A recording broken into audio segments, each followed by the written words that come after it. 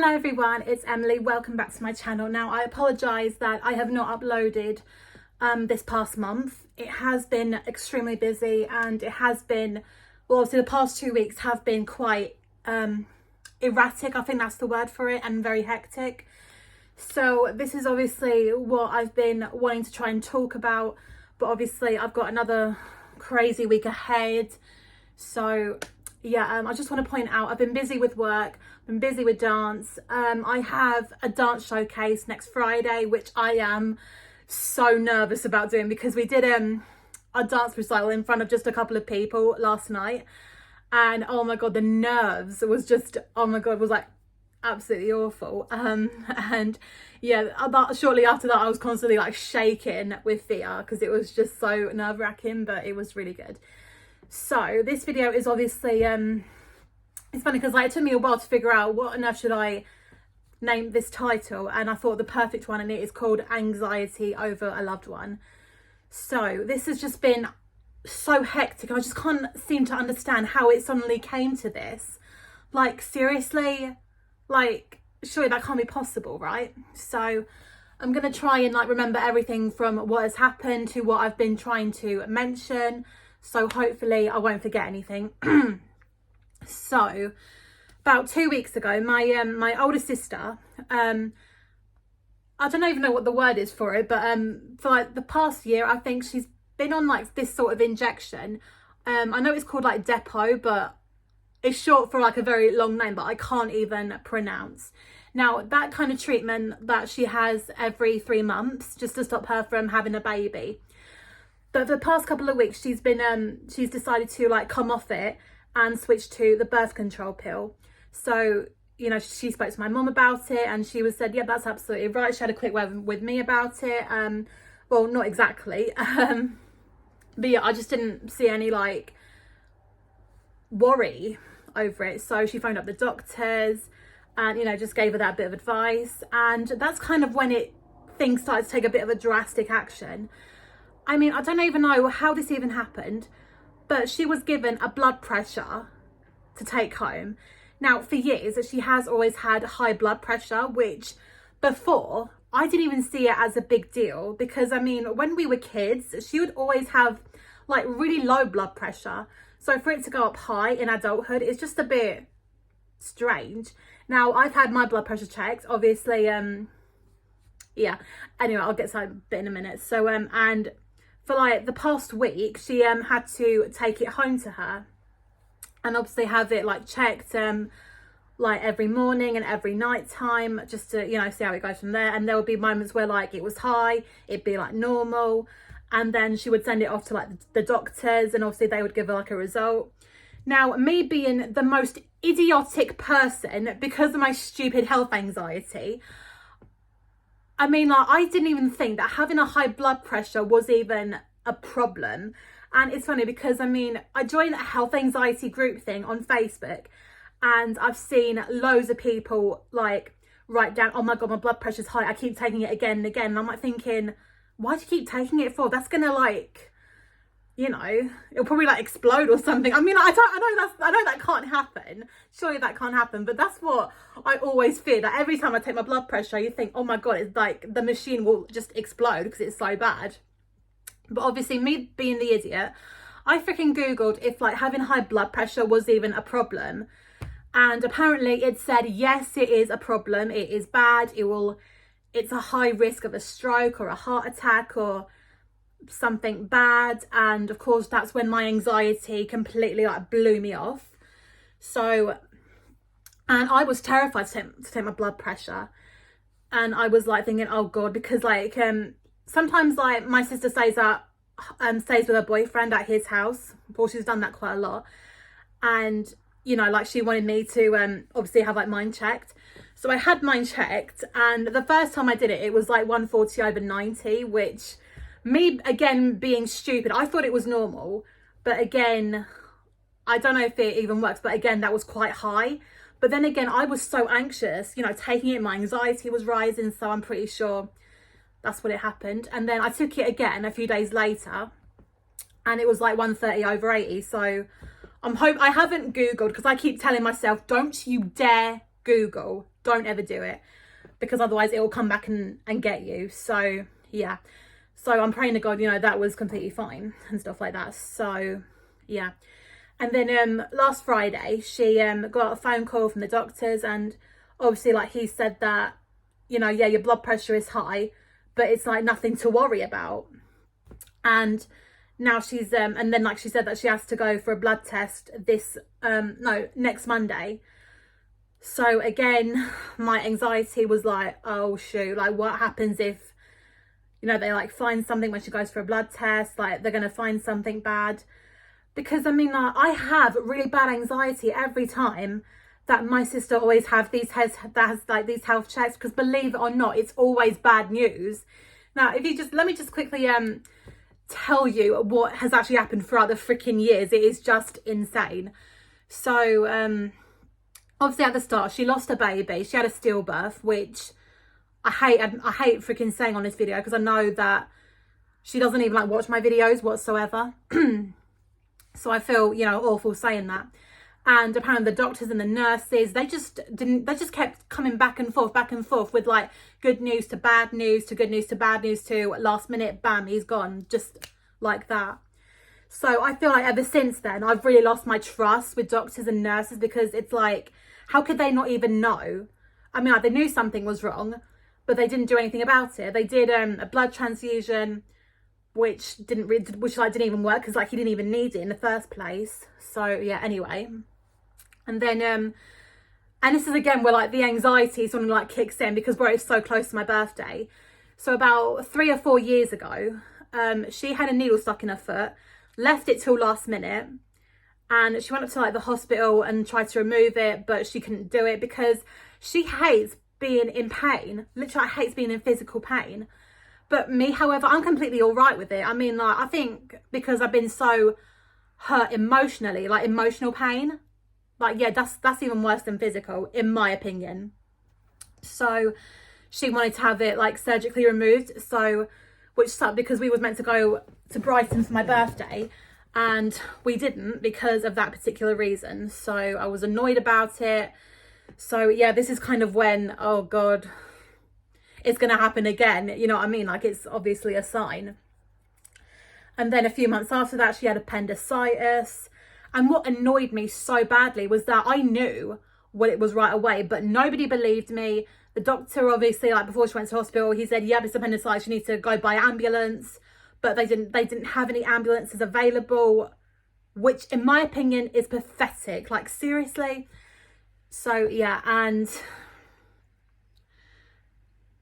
of course, you know, when like she went for her smear, they found that she had HPV and CIN1, and you know, again, going back and back again, having a colposcopy checked, again the same thing, and me completely losing the plot. So yeah, I'm pretty sure now you understand why my anxiety is literally like through the roof, and it just gets even worse from there.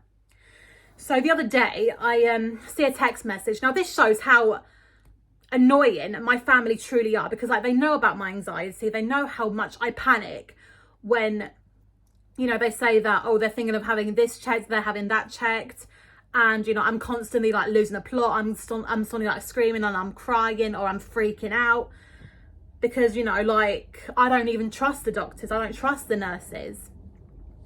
And with my sister, you know, having this, it's like, oh, for goodness sake, now they're going to find something, it's going to be bad news.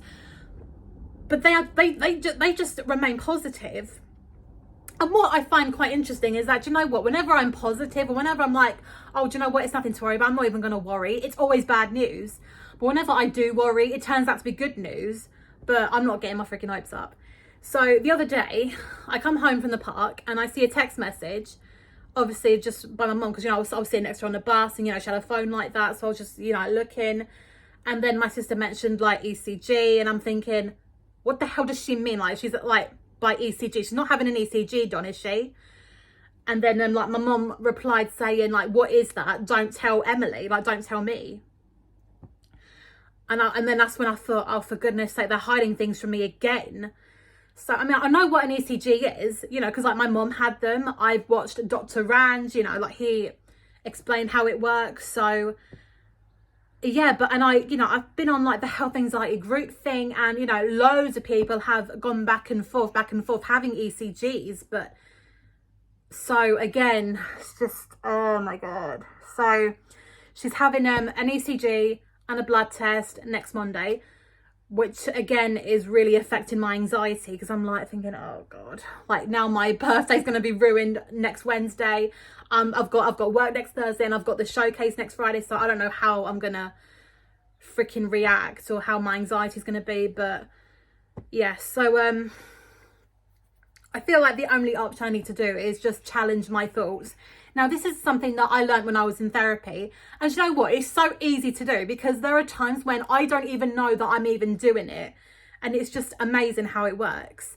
So the thing that I do challenge myself is that, well, because I did actually ask, like, why on earth are they, are they giving you a blood test and they're giving you an ECG, even though they said it was nothing to worry about?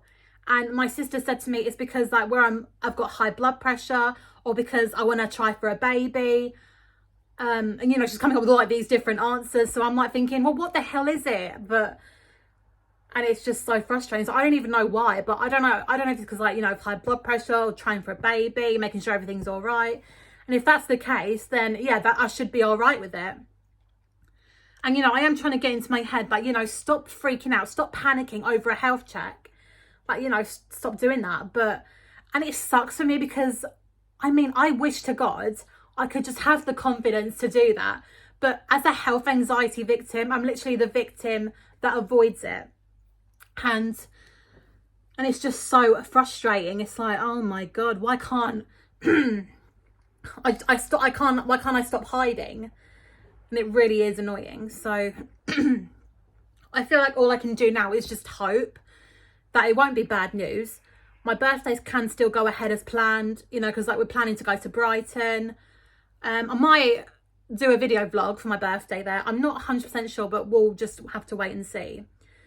So another thing as well is that I try and keep my mind distracted, like while these things are happening. So, I can like watch a film I can watch a TV show that gives me comfort, or that makes me laugh.